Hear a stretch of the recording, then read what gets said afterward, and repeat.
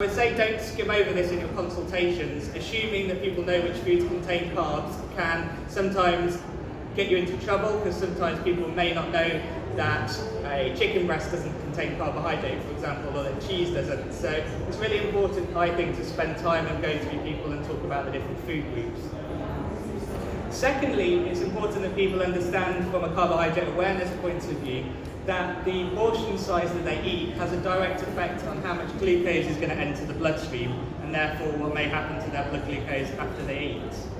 And obviously, depending on someone's beta cell function, whether they're on any medication, their level of physical activity, in fact, there's quite a few other factors as well that may play a part, will depend on what happens. But one of the key things to know is that if you eat a larger portion, so we've got 3 portions of rice here, you can see the largest portion of rice there, and each of those blood glucose icons that you can see represents 5 grams of carbohydrates.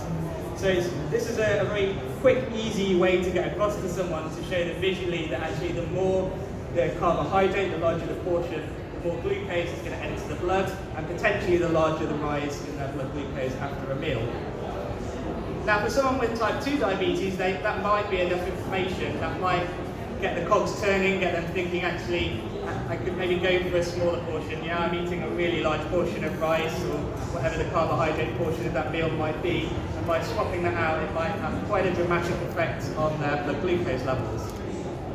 This doesn't mean to say that they have to go for a very, very low carbohydrate intake necessarily. And as I say, I'm not talking about low carb diets.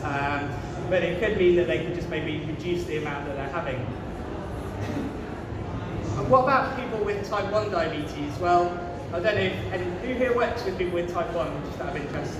I'm guessing most people, it's mainly people with type 2. So I think it's worthwhile just understanding what people with type 1 diabetes have to do. Predominantly nowadays I work at a tertiary centre, and so pretty much everyone that I see has type 1 diabetes. So let's just have a look at what they might need to do, and this is where I'm going to get you to do a little bit of work, just to see what your carb counting knowledge is like. So I'd like you to just spend a couple of minutes. You can do this on your own, or you can have a chat with the person next